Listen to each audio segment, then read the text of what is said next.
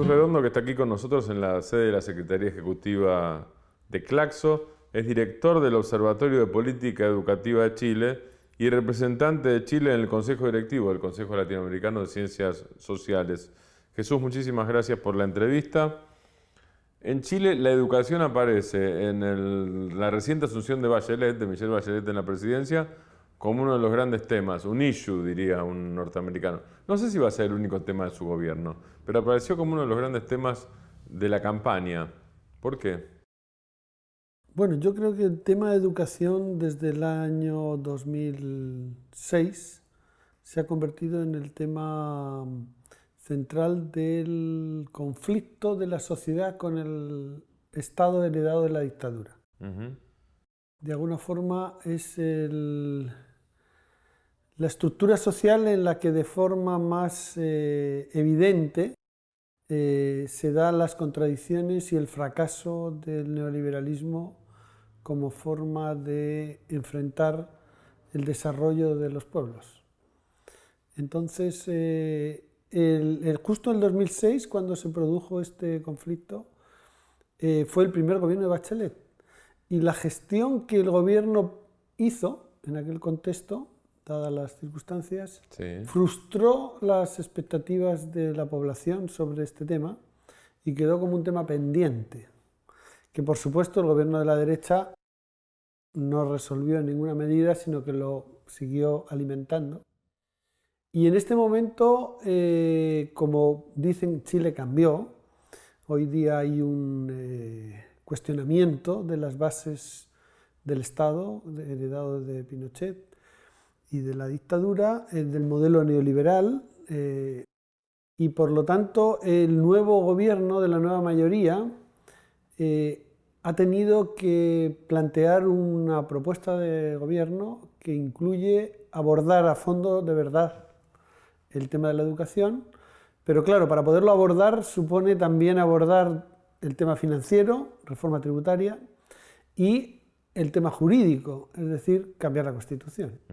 Entonces está triangulado y la política social específica, que no va a ser la única, por cierto, pero en la que cristaliza y que es como la asignatura pendiente del gobierno anterior, es el tema de educación. Si no se resuelve educación, el gobierno fracasa. Eso es. Vos dijiste en tercera persona de plural, dicen Chile cambió. Sí. ¿Es simplemente una cuestión de rigor o vos crees que no cambió? No, yo creo que ha cambiado, pero venía cambiando. No es que, o sea, ahora se han dado cuenta que cambió. Ah, ok. Y se dieron cuenta incluso también en el mundo empresarial. ¿Qué cambió? ¿La visión social sobre la educación y sobre la propia dictadura? Y sobre la propia sociedad. Sobre la propia sociedad erigida en parte durante la dictadura. Claro, pero cambió porque se hizo explícito lo que estaba, y que estaba tapado, estaba prohibido, estaba oprimido, estaba oculto, porque no es que algo aparezca de la nada. Es decir, para que se dé en los movimientos sociales que hubo a partir del 2006 en los estudiantes, quiere decir que había una conciencia tapada en las familias, en los profesores, en etcétera, que en algún momento eclosiona. ¿Y no podría ser que hubiera consenso a favor de algunas de las herencias de la dictadura que en algún momento se rompen? Yo creo que había un consenso, había doble consenso, digamos. Hay un sector claramente que comparte que el modelo tiene ventajas, o las tenía, Sí. o se les podían sacar, que ahí ya hay variedades, y eso es evidente. Pero yo creo que también había otros que no comulgaban con ese tema, pero que era lo que se podía hacer. Sí. Es decir, ¿qué cambios podemos hacer sin volver a repetir la experiencia del trauma del 73, en el fondo? Pero yo creo que a partir del 2006 lo que aparece es que, bueno, que ya está bien de esa cortina de humo y que la sociedad requiere cambios porque quiere ser una sociedad, no quiere ser una... no quiere estar secuestrada por unas decisiones que se tomaron sin su consentimiento. Que en el fondo ese es el... Y que se nota incluso en los mecanismos de elección de lo que se llama el sistema binominal, en la forma de los quórum para las leyes, etc. Claramente era una democracia secuestrada. La mayoría no podía tomar decisiones, solo con el consenso de la minoría. ¿Qué implica biológicamente esto? Me refiero a biológicamente cuando uno piensa que una parte importante de los estudiantes universitarios, los secundarios ni hablar, pero una parte importante de los estudiantes universitarios, yo te diría la mayoría, nacieron ya después de la dictadura. Claro, de hecho, si uno lo ve así... Enero del 90, ¿no es cierto? Claro, la gente que el 2006 son los estudiantes secundarios, de la Revolución Pingüina, sí. Y coincide con los primeros chiquillos que llegan a la educación secundaria, habiendo nacido después de la dictadura. Claro. Es decir, no vivieron ni un solo minuto en contexto de dictadura. Entonces yo creo que también ahí hay un síntoma, tú has dicho biológico, yo en algún momento he explicitado... O generacional, si querés. Sí, no, pero me parece muy bien lo biológico, sí. Porque nos lleva al tema de la biopolítica y el cómo de alguna forma el miedo de la dictadura es un miedo que se instala en el aparato biológico de las personas. A ver, ¿cómo es eso? Es decir, la persecución política, el miedo de la tortura, de todo eso, es una experiencia biológica de las personas, que no se transmite intergeneracionalmente. Por eso los nuevos jóvenes, aun cuando saben de la dictadura, sí, saben, pero no tienen esa carga. No tienen la vivencia. En la vivencia. Y por lo tanto yo dije, es que este es el grupo ya de los jóvenes que no tienen miedo. En cambio los anteriores algún atisbo de experiencia tienen. Entonces yo creo que ese cambio es muy interesante porque el neoliberalismo se impuso en condiciones de dictadura, pero no se puede mantener sin mantener la dictadura. Es decir, o volviendo a una neodictadura o neofascismo, no es viable el neoliberalismo. Y yo creo que ese tema a nivel mundial hoy día está. Es decir, si se quiere acrecentar la globalización del neoliberalismo, no lo van a poder hacer más que a través de un neofascismo. Hay síntomas de esto en Europa con el crecimiento, por ejemplo, de los grupos de ultraderecha. En varios países. Sí. En varios países. Y dicen que incluso en algunas de las, entre comillas, supuestas revoluciones que está habiendo en determinados países, debajo están los grupos más ultraderechistas, digamos. Entonces ahí hay temas como para reflexionar. ¿Y el tema de la gratuidad de la educación en Chile aparece de qué manera? Aparece, yo creo que como la única cosa sensata en contra de un modelo de gestión de la educación privatizador en todos los ámbitos, que lleva al absurdo de que en Chile es el país que menos inversión proporcionalmente pública hay en educación versus lo que tienen que poner las familias, sobre todo en educación superior, pero en todos los ámbitos, y que además hace que la educación sea más cara que en ningún país del mundo, no siendo de la mejor calidad. No es que sea mala, pero no es de la mejor calidad y es la más cara. Entonces de ahí lo que aparece es estamos gastando mucha plata. Por ejemplo, el ejemplo más claro es en la educación superior. El Estado no quiere darla gratis, entonces lo que hace es dar becas o créditos. Pero esos créditos, en vez de darlos directamente, los empieza a transar por la banca. Y la banca le empieza a poner un interés. Pero como son riesgosos, el Estado le compra los créditos a la banca para que no esté en riesgo. Con lo cual tenés un mercado secundario. Y se lo compra con otro interés añadido. Y cuando uno suma todo eso, resulta que es más caro la gestión de eso que haber dado gratuidad a los estudiantes. Tenés casi un mercado secundario de títulos públicos o privados en algún caso. Sí, claro. Entonces acaba siendo más caro la educación superior que si hubiera sido gratuita. Y eso está hecho en números. Entonces, claro, al final los estudiantes dicen, bueno, pero entonces lo que hay que hacer es educación gratuita, es más barato y además evita que todo el mundo esté histérico con créditos y con deudas y con un montón, que al final los únicos que se benefician son los sistemas bancarios. Jesús Redondo, vamos a un corte y seguimos en Claxo TV. Continuamos con Jesús Redondo, representante de Chile en el Consejo Directivo del Consejo Latinoamericano de Ciencias Sociales. Jesús, hablábamos recién de la gratuidad de la educación como valor. Por lo que vos dijiste, yo puedo interpretar que por un lado es un valor político, ideológico, social, encarnado en la sociedad chilena y de diferenciación con la dictadura, y por otro lado entraña análisis concretos, análisis de costo, por ejemplo. Entonces, si Chile va hacia la gratuidad, decías vos, tiene que discutir el entramado constitucional y tiene que discutir el entramado tributario. Vamos al tributario, ¿de qué manera podría discutirlo? Mira, yo creo que es en el que más acuerdo de partida hay y además en el que se requiere menos mayoría para aprobarse, por lo tanto es el que se da como que es el primero que se va a aprobar en este semestre, incluso o poco más que este semestre. ¿Y en qué consistiría el cambio? Y consiste fundamentalmente en una redistribución de los tributos, no de los indirectos que se mantienen, sino de los directos, Sí. incrementando la proporción de pago que van a hacer las empresas, especialmente las medianas y grandes, más que las pequeñas. Y yo diría que por lo que uno lee en la prensa, más allá de la discusión, etcétera, yo diría que hay ya bastante consenso en que es necesario hacerlo y las empresas no están muy desacuerdo con el tema. O sea, ¿En cuánto están disponibles. ¿En cuánto les aumenta a las empresas la contribución? No estoy seguro si sube al 20 o al 22. O sea, Ajá. sube como 2,5 puntos, 3 Sí. puntos. Por ahí, no, tampoco es una cosa muy...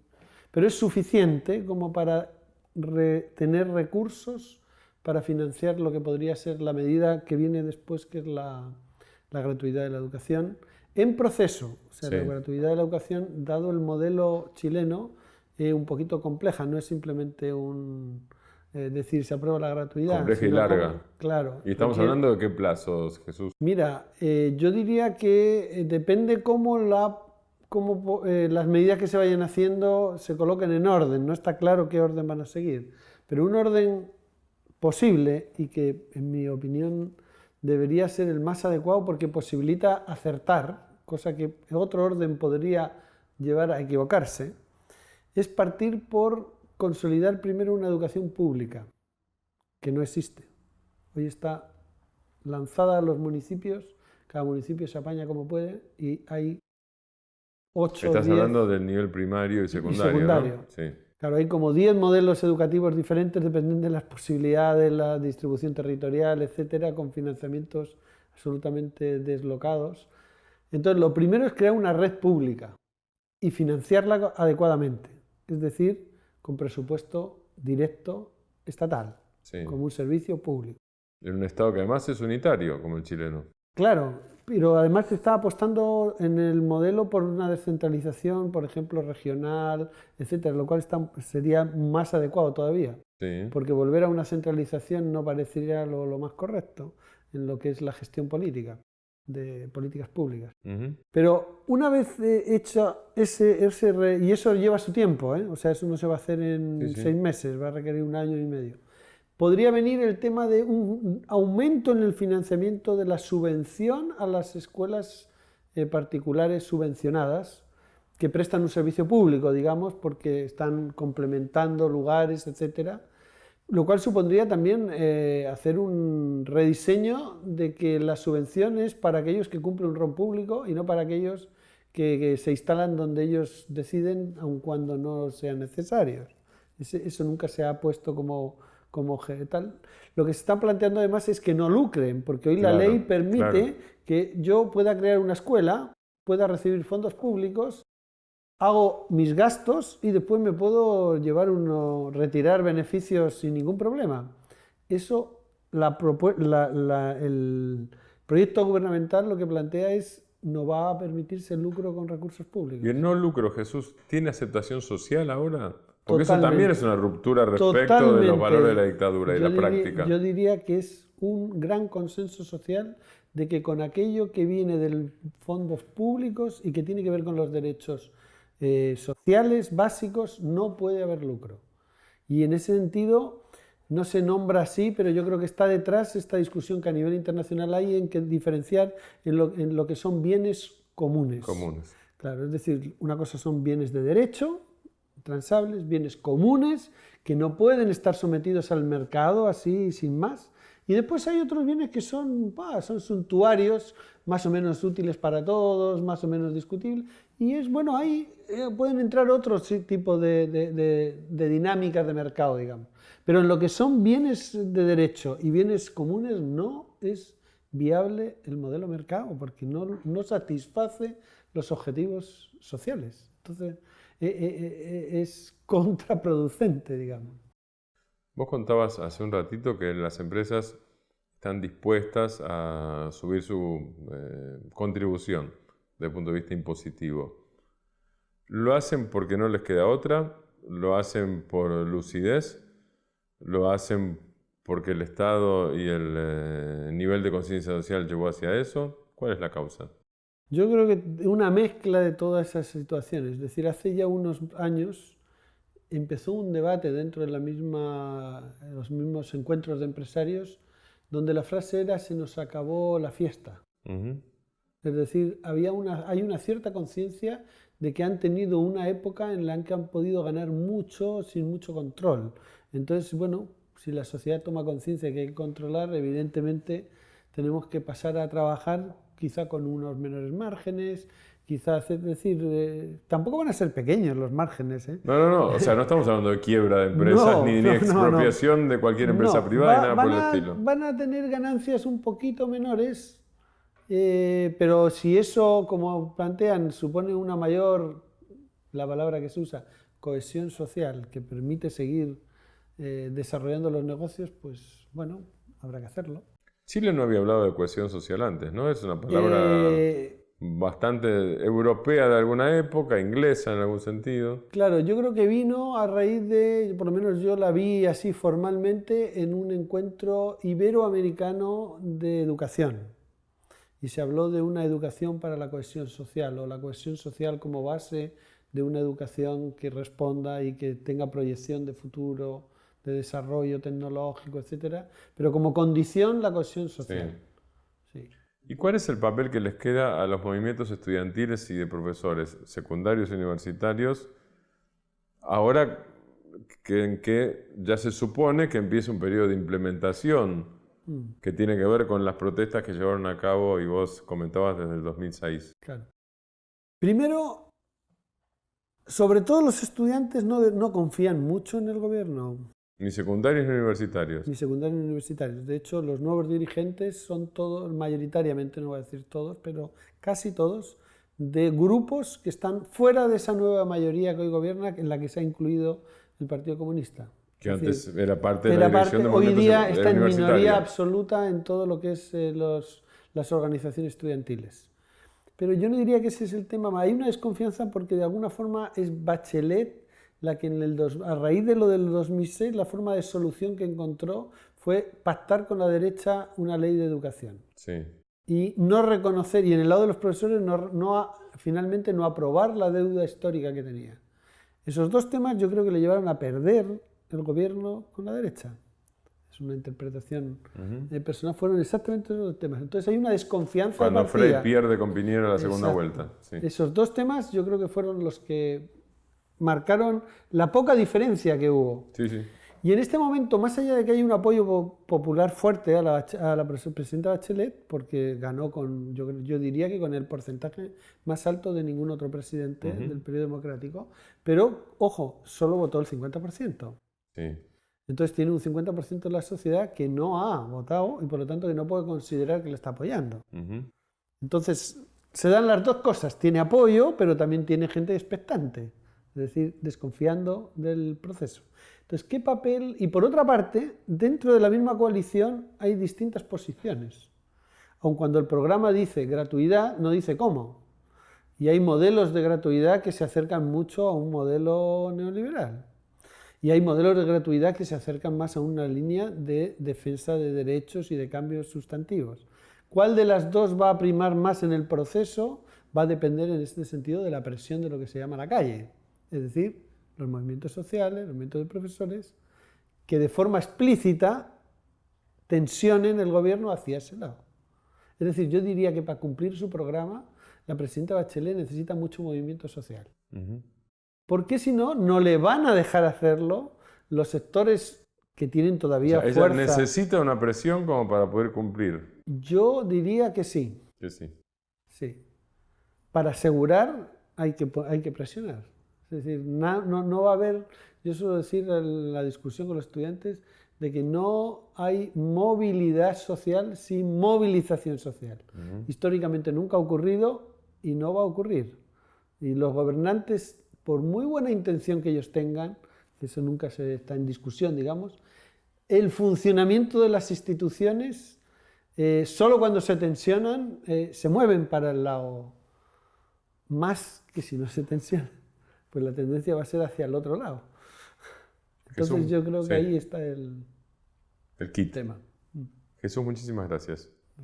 Jesús Redondo, representante de Chile en el Consejo Directivo del Consejo Latinoamericano de Ciencias Sociales, en la Secretaría Ejecutiva de Claxo, en Claxo TV.